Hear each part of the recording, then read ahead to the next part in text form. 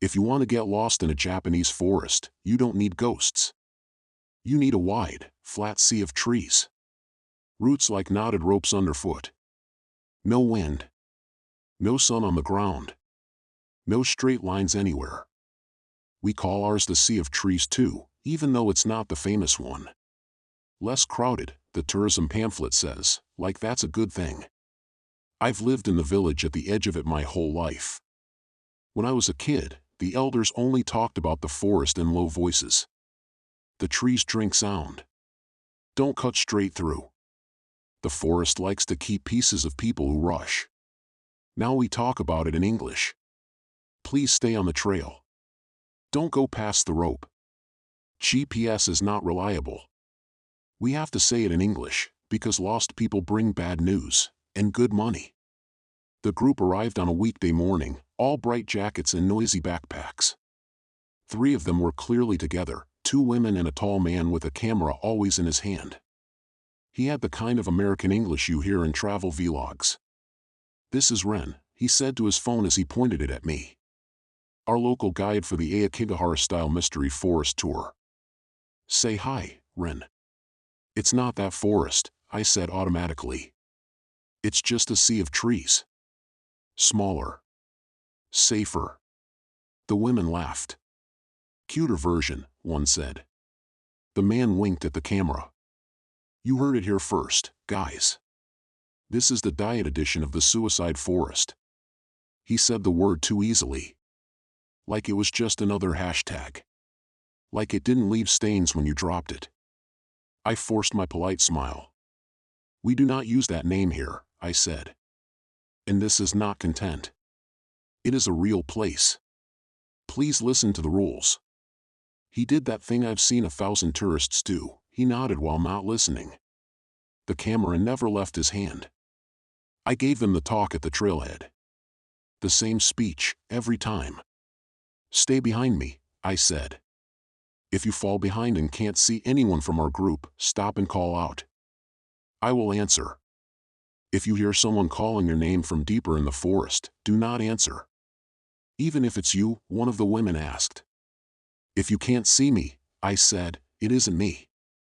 They laughed politely. Next, the ropes. Along the official trail, colored ropes looped from tree to tree, some bright, some faded. White rope, old boundary. Yellow rope, new boundary. Red rope, do not cross. "It's just a suggestion, right?" the man with the camera asked, zooming in. "It's not for you," I said. "It's for us.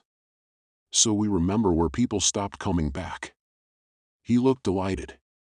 "Dude, that's such a line," he said. "Can I use that in the video?" "You can use the rules," I answered. "Not as a joke." Behind him, the women exchanged a look. "He's always like this," one said quietly. "Don't mind him."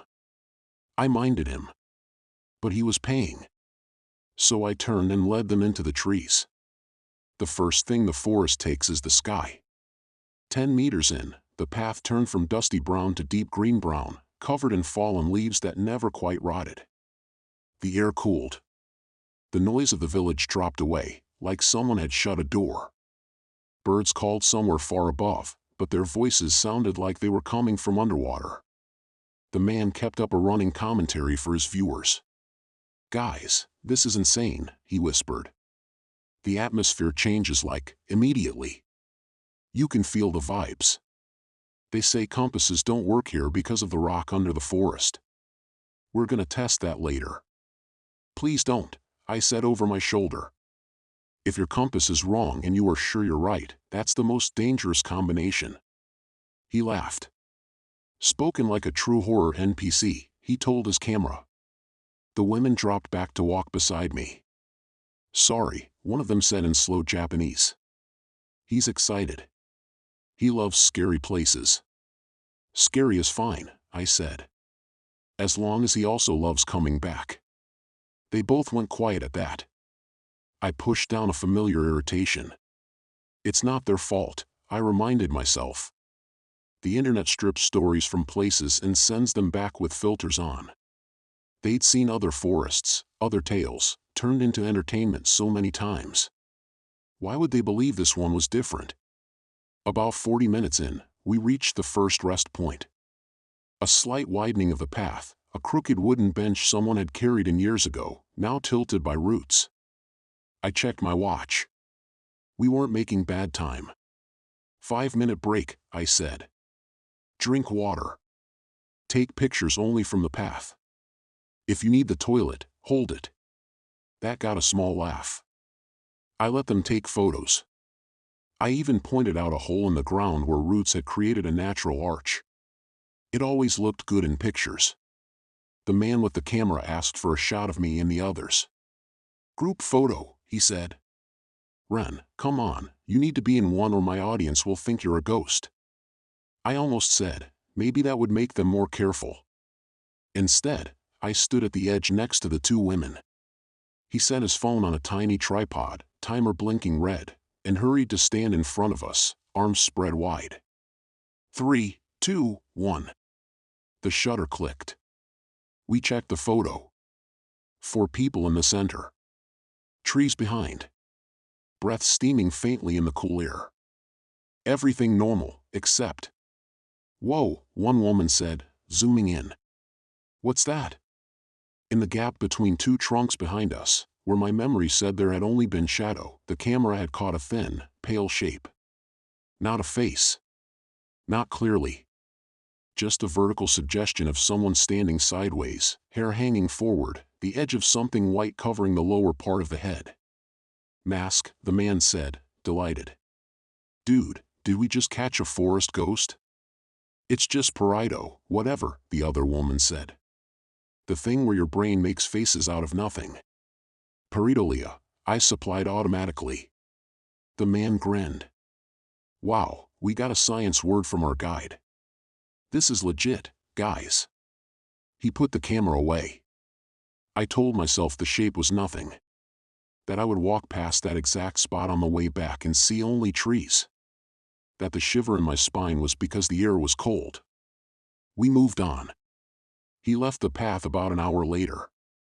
He didn't announce it. He just drifted.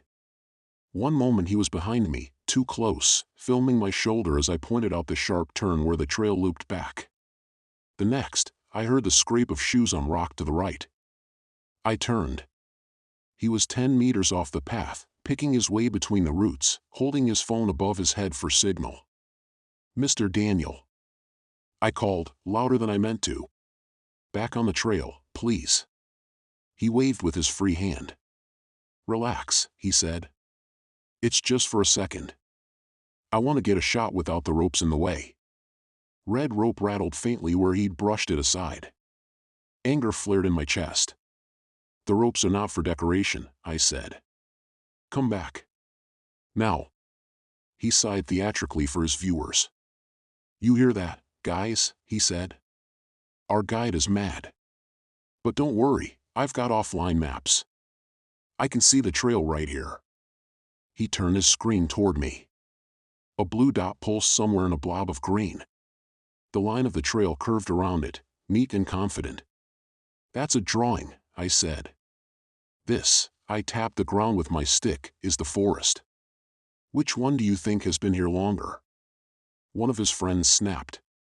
Daniel, seriously, she said. Stop. You're stressing him out.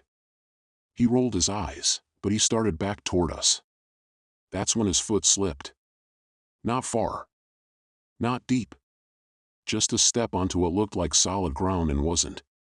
The forest floor here is old lava rock hidden under thin soil. There are cracks everywhere. His leg plunged into a narrow, black gap. He shouted, caught himself on a root, and dropped the phone. For a second, I thought I heard something move below. Not rocks. Breath. I was at his side in 2 strides. Don't pull, I said. You'll wedge it more. Relax your ankle. Let me see. He let me help, hissing as his shoe scraped the stone. We got his leg free with only a few new scratches and a bruised ego. See, he said, limping a little. Still alive. Today, I said. I picked up his phone. The screen was cracked. The map still showed the neat green and the confident line. The little blue dot pulsed, flipping between on trail and off route. When the forest doesn't want you, my grandmother used to say, it throws you back. That's your warning, not your victory. I handed his phone back. Do not leave the path again, I said. If you do, the tour is over. He looked like he wanted to argue. Then he looked at his friends' faces. He shut his mouth. Fine, he muttered. We walked on. On the way back, the forest felt more crowded. I kept counting, 3 guests, 1 guide. 4 sets of footsteps. But every so often, I would catch a 5th sound, a soft drag, like something cloth-covered brushing rock a few meters away. Each time I turned, there was nothing. Just trunks. Moss. Ropes. Once, though, I saw a scrap of white fabric caught on a branch above my head, fluttering without any wind. A flat, rectangular shape with ear loops. A mask. Litter, I told myself, reaching up to grab it. The branch was higher than it looked. My fingers brushed empty air. The white scrap twisted away, like someone had tugged it. My hand closed on nothing. When I blinked, it was gone. Back near the trailhead, the ropes appeared more often, in more colors. Old boundaries. New boundaries. Newer ones still. Each color a different year. Someone at the village had decided, no farther. Not again. Daniel filmed them all. He even narrated one, in a quiet YouTube voice. Local guides set up ropes like these when they don't want people going deeper, he explained. They say it's for our safety, but it basically just makes every horror fan want to cross them. I didn't correct him. Not then. I thought they'd be leaving the next day. I thought my obligation to them was almost over. I was wrong. The call came 2 days later. The inn owner knocked on my door. My mother answered, then called up the stairs. Ren. Police. You never want to hear those 2 words back to back. I came down with my heart in my throat. 2 uniformed officers stood in our entrance hall, shoes neatly off, hands folded. Excuse us, one said. You are the forest guide, correct? They showed me a photo on a phone. Daniel. Still grinning. Still holding his camera. He left the village yesterday morning, the officer said. Told the inn staff he was going to record bonus footage in the forest before heading back to Tokyo. He hasn't returned. His friends contacted us. The room felt smaller. He was warned, I said quietly. He knows the rules. Tourists always know the rules, the officer replied. Until they decide they're just suggestions. He asked me to come with them. Not into the forest yet. To the station first. The friends were waiting there. The 2 women from the tour looked different under fluorescent lights. Smaller. Deflated. One had red eyes from crying. The other clutched Daniel's laptop like a life float. We thought he went to get snacks, she said. He left a note saying he'd be back by 6. He said he just wanted one more trail shot. Did he say where? I asked. No, she said. But he had all the offline maps. And he showed us what he was working on before. She trailed off. Her friend opened the laptop. There was a folder on the desktop. Forest_VLOG. Inside, several video files. Day 1 intro. Night thoughts. Real Japanese suicide forest guide reacts to tourist rumors. I winced at that title. And one more. Bonus_cut_through.mp4. Dated yesterday. It was 10 minutes long. The file opened on his face, sweaty and excited. Okay, guys, he whispered in English, glancing over his shoulder. I'm out here alone. Don't freak out, but I left the main path. He turned the camera. Trees. Roots. No rope. I've got offline GPS, he went on. And the trail is literally right over there. I can see it on the map. But look at this. He pointed the phone at the ground. Colored ropes lay in tangled skeins, half buried in leaves. Red. Yellow. White. Some cut. Some knotted. Some leading nowhere. Like someone tried to mark a bunch of paths and then changed their mind, he said. It's so creepy. It's like the forest keeps deciding what counts as too far. His breathing was fast. The camera shook. He laughed nervously. Bonus cut through, he said. We're going to shave 5 minutes off the loop and see if the local ghost lady gets mad. He panned his phone around. I recognized nothing. That scared me more than any mask could. The sea of trees is a blur of similar shapes, but there are still landmarks if you know where to look. Here, the angles between trunks were wrong. Gaps in the canopy appeared and vanished in a way that made my eyes hurt. As if the forest was still thinking about where to put its own bones. Daniel checked his phone again. See, he said, flipping the screen around. The map showed a simplified green shape, a pale line for the official trail, and his blue dot just a little to the side. Right there, he said. I'm paralleling it. Worst case, I just walk straight east. He turned back. Walked. Trees slid by in jerky arcs. He kept talking, more to himself than to any viewer. I'm not stupid, he muttered. I've done urban exploration. I know how this works. As long as I keep moving in one direction and check the sun. He stopped. Tilted the camera up. The canopy was an unbroken ceiling of green-black. No sun. You could have spun him around 10 times and pointed him anywhere and he wouldn't have known. He laughed again, thin and high. Okay, he said. Fine.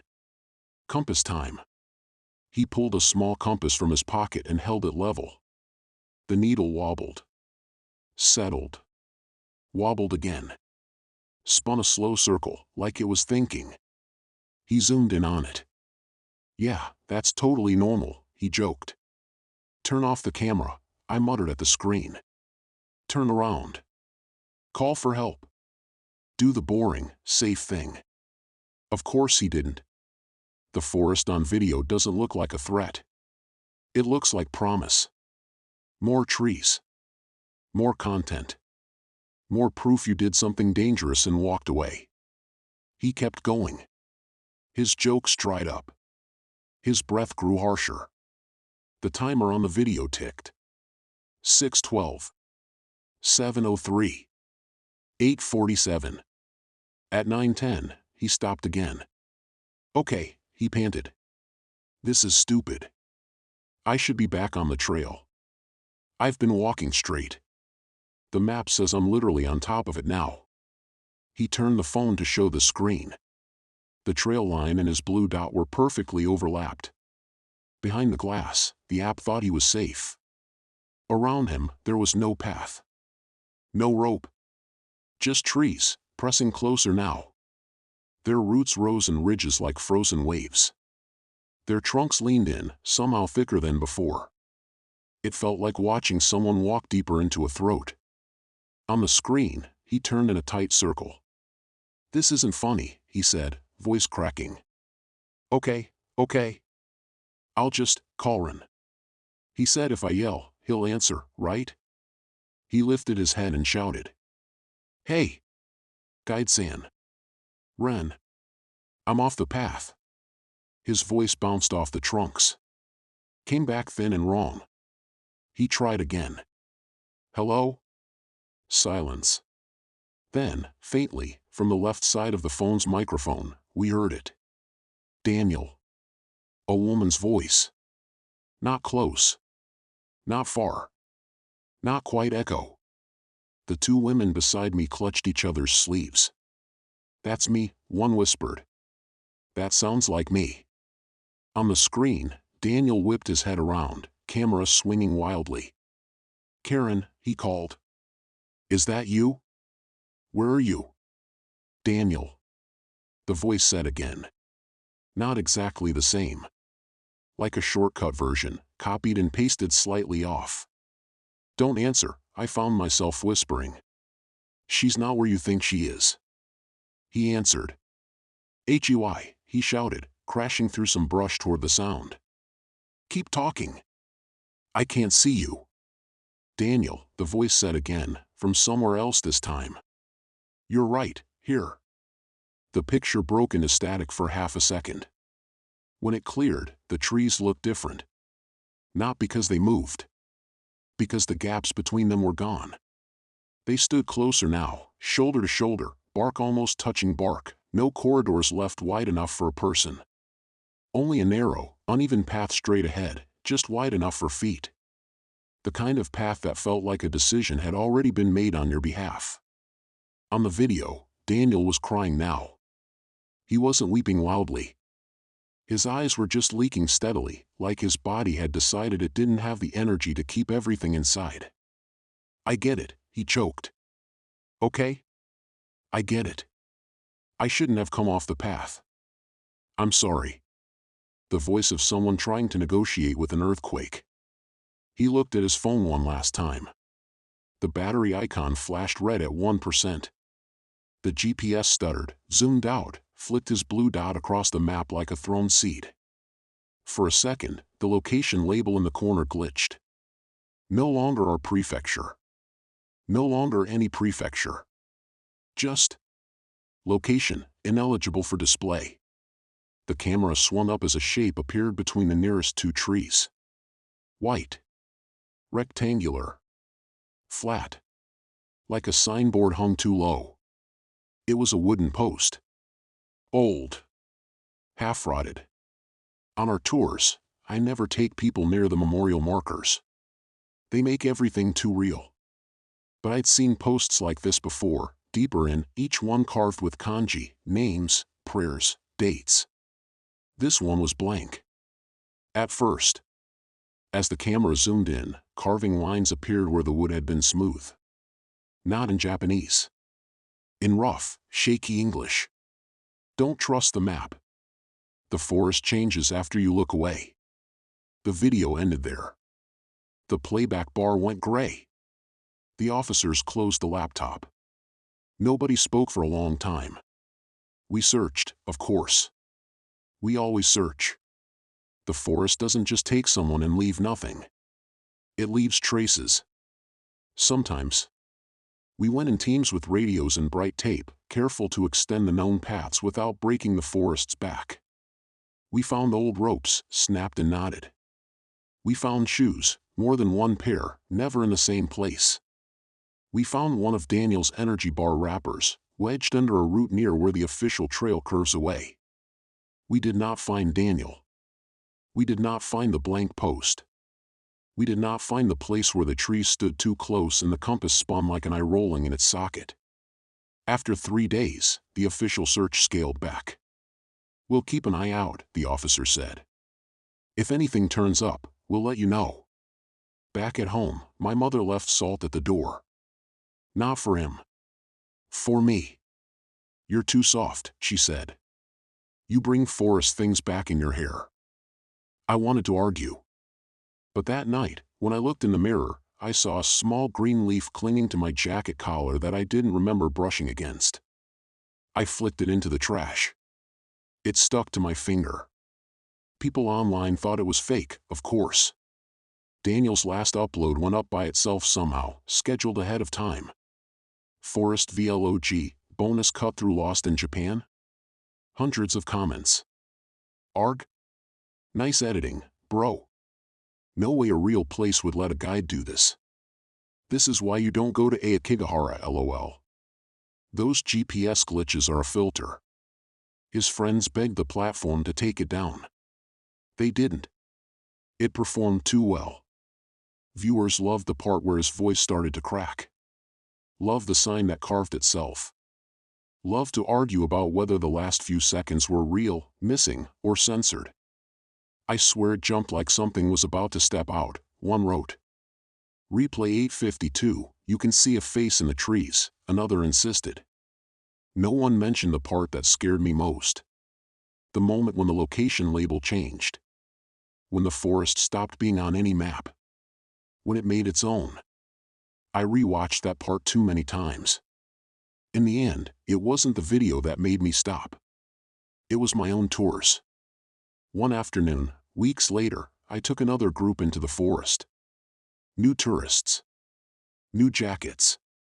Same ropes. Same warnings. On the way back, we passed a place I didn't remember. That happens sometimes. The forest floor shifts subtly, and roots you thought you knew poke up in different places. But this was different. Between two trunks just off the path stood a wooden post. Old. Lean. Not one of ours. Not yet. From where I stood on the trail, I couldn't read the carving. I had to step closer. I shouldn't have. But I did. Leaves muffled the sound of my shoes. The air there smelled stiller. Heavier. Like nothing had breathed it in a while. The post was rough under my fingers, splintered in places. The words carved into it were uneven, as if done with a dull knife. Not kanji. English. Don't trust the path. It moves when you're not looking. My stomach dropped. Rinsan, a voice called behind me. Is everything okay? One of the tourists. On the official trail. Exactly where they should be. Yes, I said. Stay there. Please. Don't come closer. I took my hand off the post. The wood felt faintly warm. When I stepped back onto the trail and looked again, the carving had changed. Same letters. Different sentence.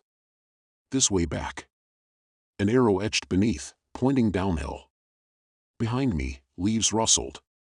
All at once, every childhood warning I'd ever heard rose up like the hairs on the back of my neck. If you see a shortcut the forest offers you, my grandmother used to say, don't take it to be faster. It isn't for you. It's for whatever is trying to meet you sooner. I turned away from the post. Led my group out along the path we'd always used. Did not look back to see if the arrow stayed pointing downhill. I don't do tours alone anymore. There's always another guide with me now, another pair of eyes to confirm what I'm seeing. We've added new ropes. New signs. New rules in English and Japanese. Please do not leave the trail. GPS will not protect you. If you hear your friend's voice off the path, verify visually before answering. People laugh at that last one. Most ignore all of them. Somewhere out there, between the trunks, the old ropes and the new ones knot and tangle. Somewhere under the leaves, footprints that never found their way back are pressed into the soil. And somewhere, I think, the forest has learned one more trick from all our bright screens and glowing maps. It has learned that if it wants people to step off the safe line, it doesn't need to whisper their names. It just needs to show them a faster route. A cleaner line. A path that looks almost like the one they meant to take. If you ever come here, and I don't recommend it, but curiosity is stronger than warnings, remember this. The line on your app is not a law. The ground under your feet is. If your map says you are on the trail, but your eyes and your skin say you're not, trust the part of you that can feel the roots. And if, one day, you're watching a forest video and the location tag suddenly changes to something you can't pronounce, or that your country doesn't have, or that simply says ineligible for display, don't replay it. Don't scrub through looking for faces in the trees. Don't go into the comments to argue about what's real. Just close the app. Put the phone down. Look at the floor under your feet. Make sure you still know which direction your own front door is. Make sure the path to it hasn't moved while you were staring at a screen, letting some other forest learn the shape of your name.